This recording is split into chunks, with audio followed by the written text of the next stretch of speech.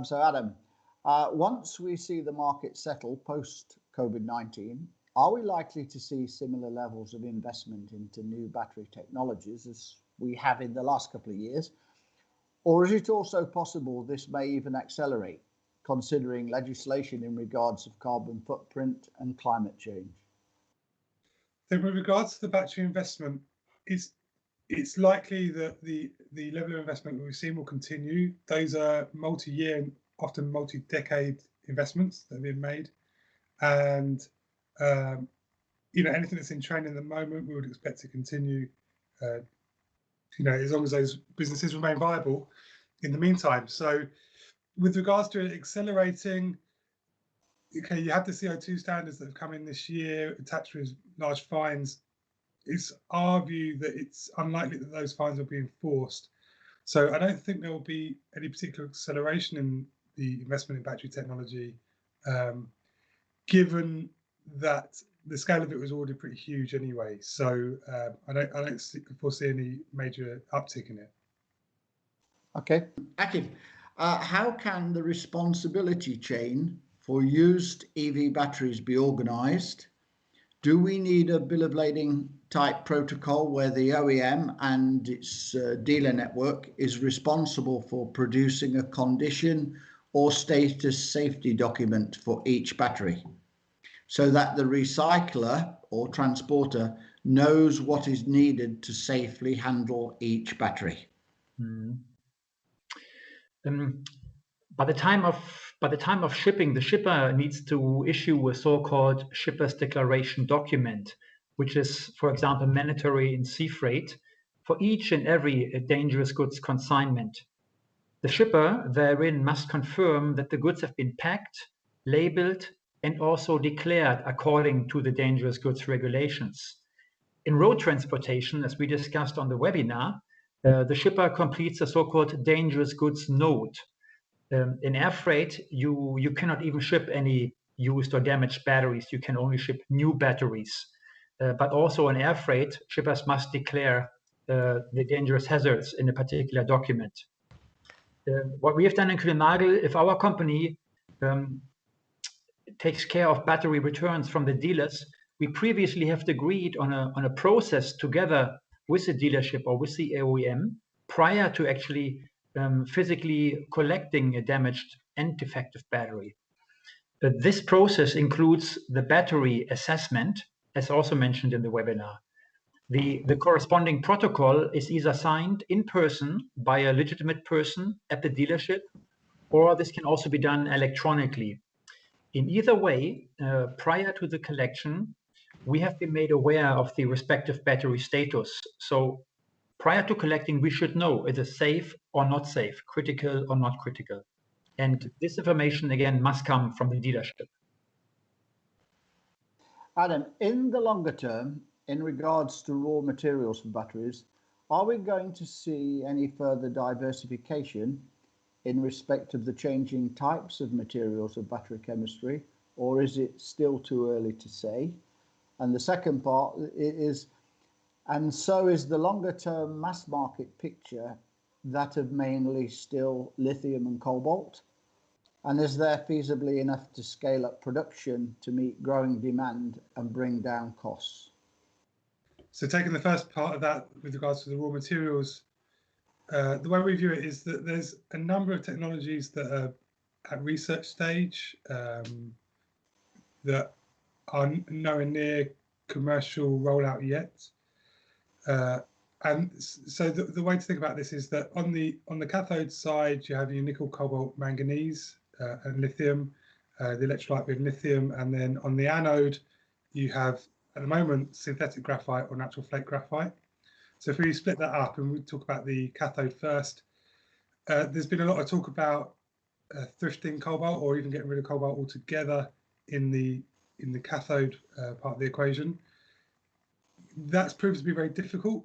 If you've looked at the market in detail, you'll see that there's been this supposed transition from high cobalt chemistries to lower cobalt chemistries. That has happened to some degree, but the ultimate end goal of that was a technology called NCM811, which is 8 parts nickel, 1 part cobalt, 1 part manganese. And that's taken longer than people expected because filtering cobalt is actually quite difficult from a thermal stability point of view and a cycle life point of view for the batteries. So on the cathode side, you would expect to see a longer term cobalt being thrifted. I don't think it will be got rid of altogether in mainstream batteries. The safety imperative that cobalt supports is too important to really justify the cost of taking it out. On the other hand, you'll see higher nickel because of the better energy density properties of nickel when you increase the level of nickel in the battery.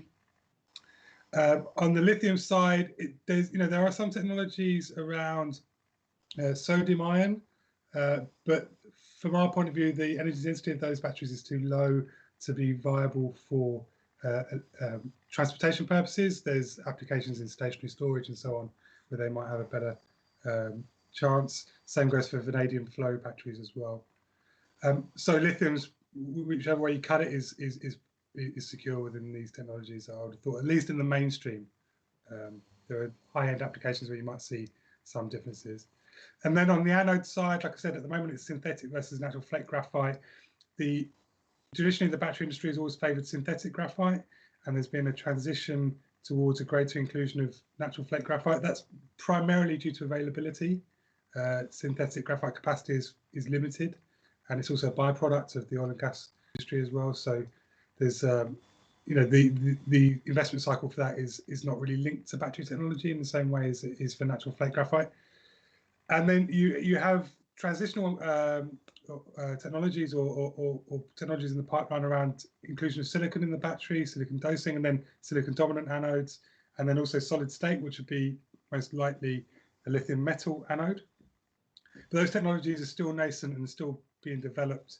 And even if you speak to the people that are even developing them, they have realistic timelines for maybe the middle of this decade for the inclusion of silicon dominant anodes, and then beginning in the next decade for solid state.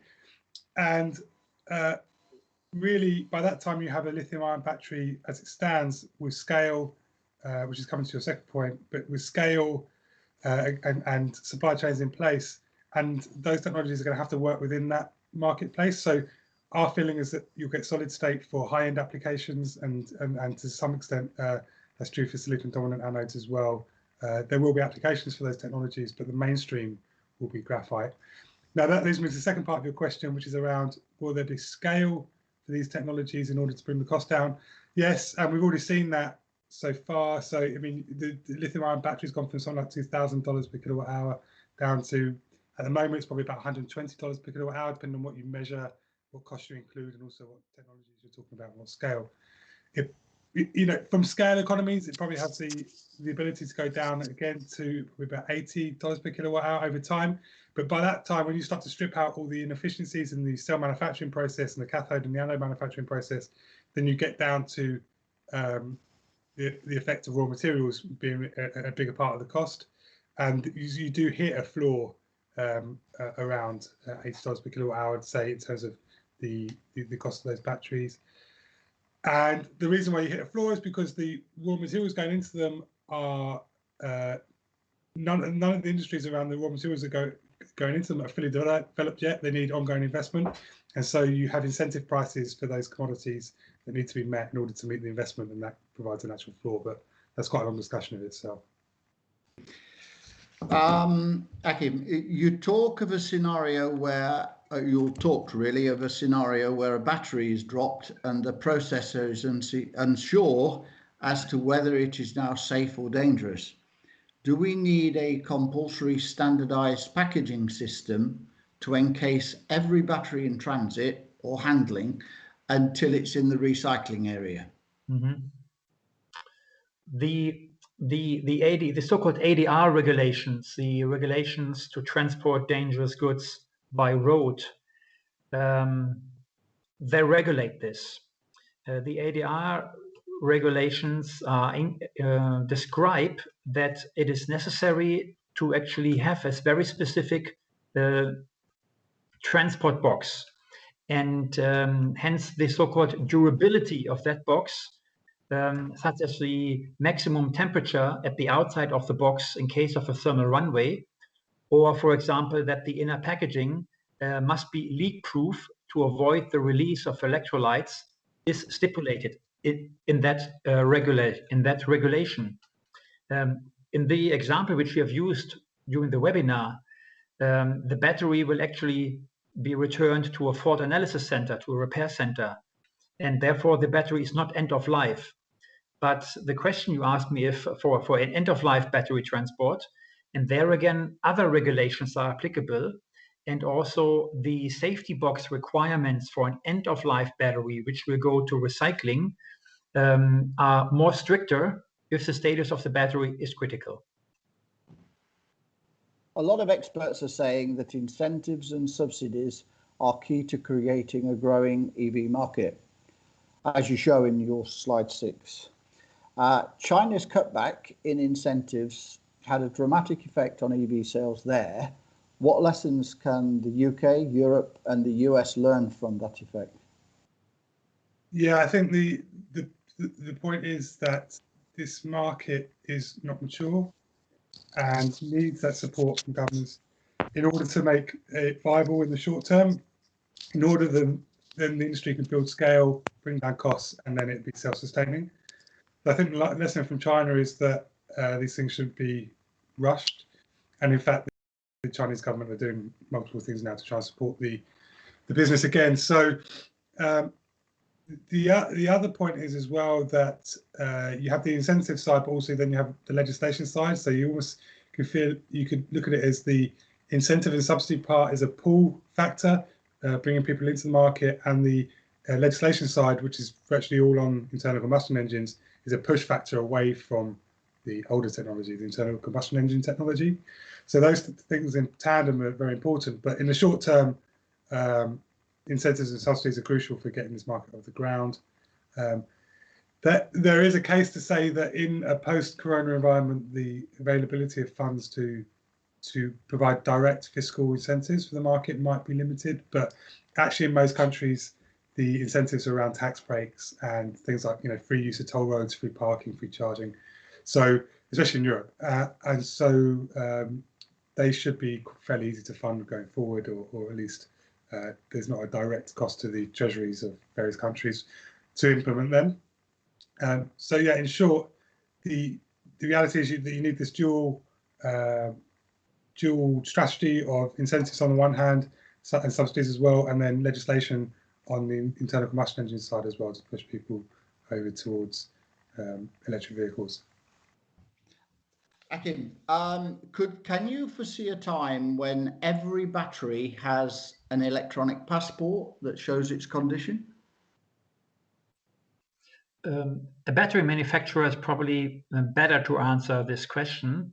Okay. However, from my limited knowledge and based on my previous experience and personal experience, the BMS, the battery management system, does show the condition of the battery, and part of the battery status assessment also includes that information from the battery management system. So the problem is what to do if you cannot read the battery management system protocol anymore.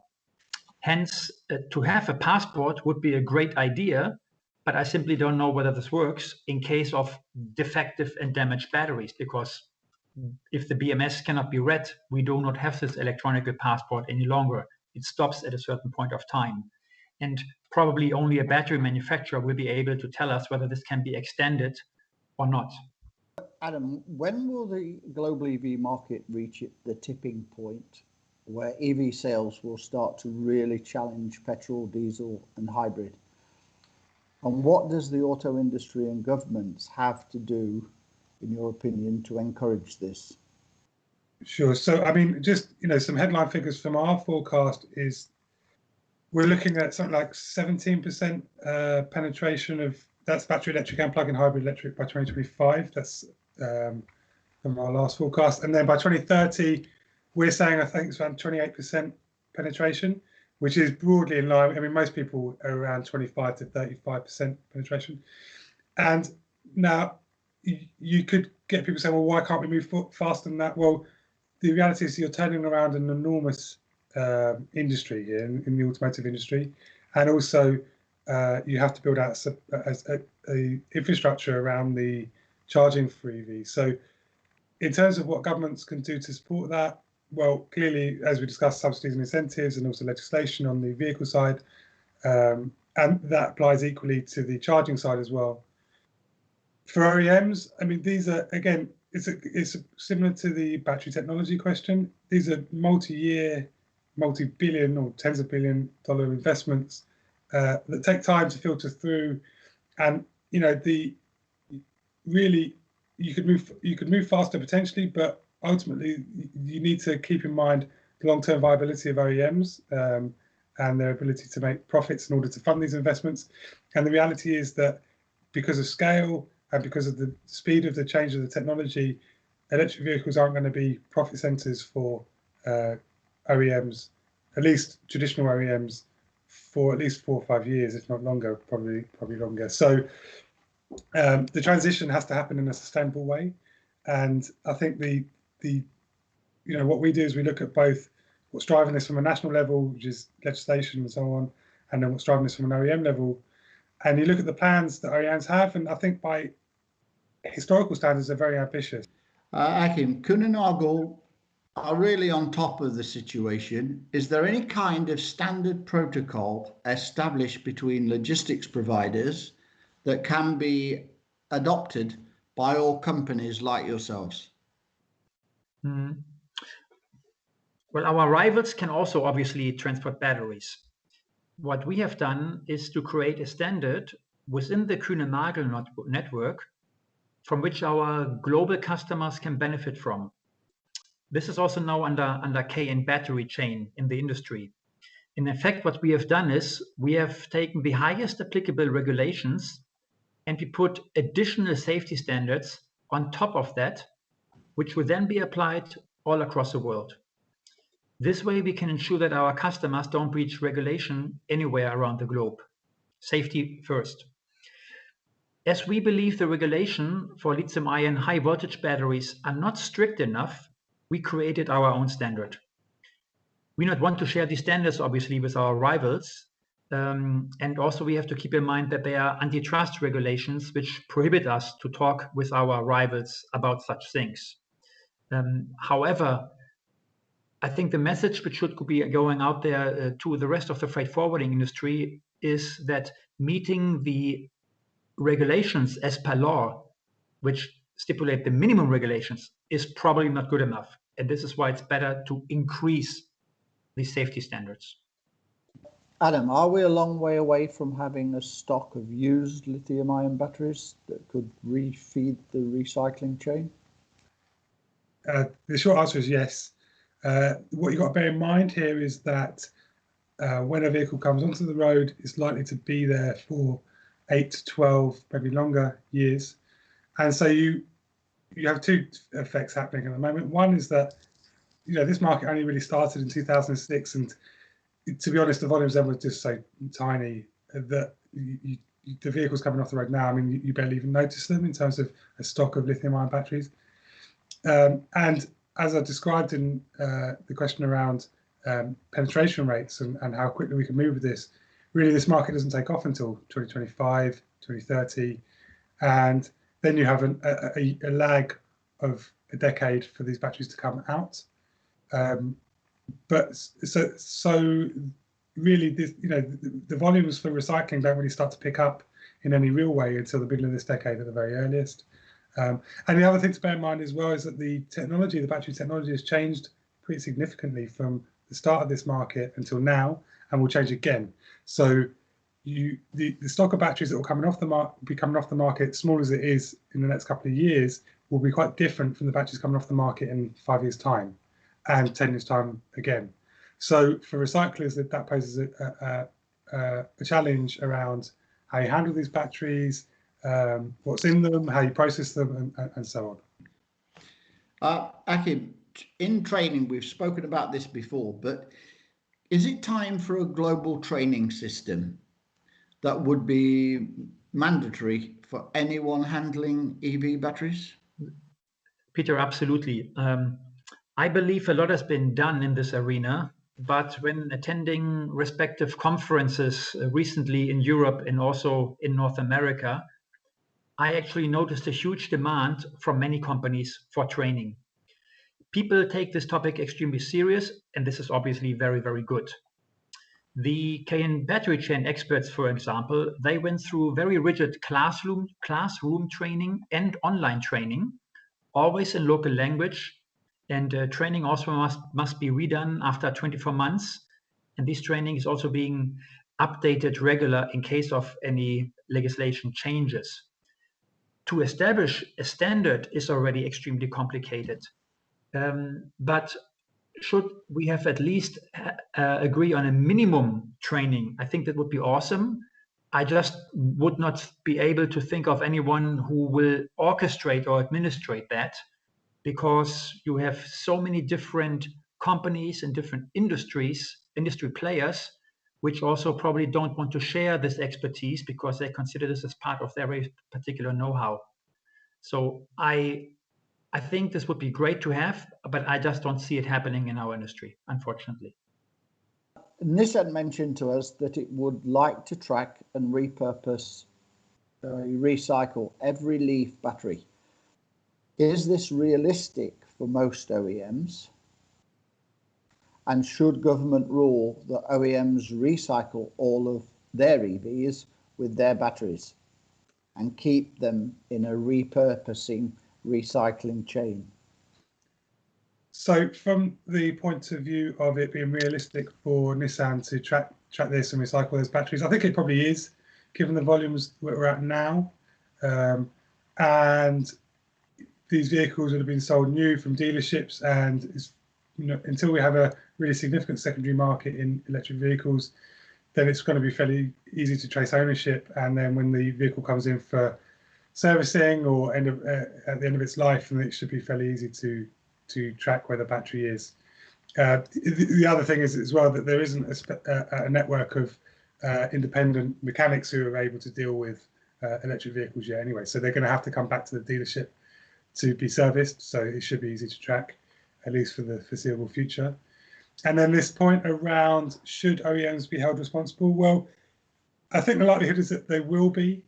The legislation is not really there yet, but it's clearly coming.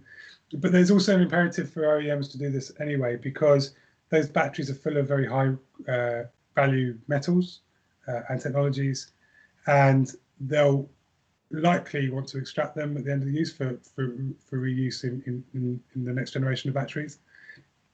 And also they'll want to have some control over the potential environmental effects arising from the improper disposal of these vehicles and these batteries in particular, because if you've got a battery full of nickel, cobalt, manganese, lots of heavy metals and so on, you don't want that leaching into groundwater.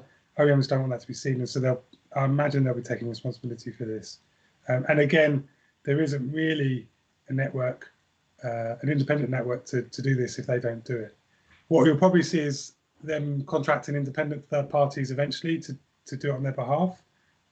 But I'd say it's an imperative for OEMs to do this, and it's likely that legislation will move that way anyway. Thank you. What can be done to establish strict global guidelines across the in a real world situation?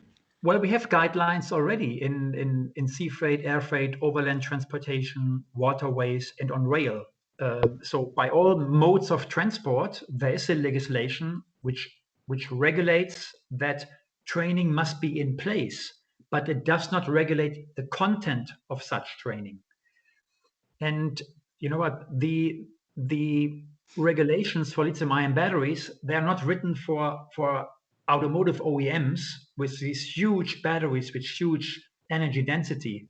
These legislations have been written also keeping in mind the smaller battery not manufacturers, but the smaller battery sizes for electric toothbrushes, for electric bikes, for example, or for power tools.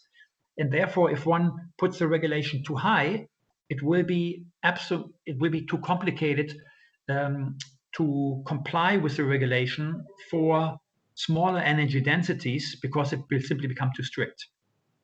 So for power tools, the legislation doesn't have to be as strict as it is for electric vehicle batteries, because again, of the energy density. And that makes it complicated to come up with a global standard which is high enough for the EVs. We have a standard in place, but this standard is not good enough for the automobile industry. Thank you.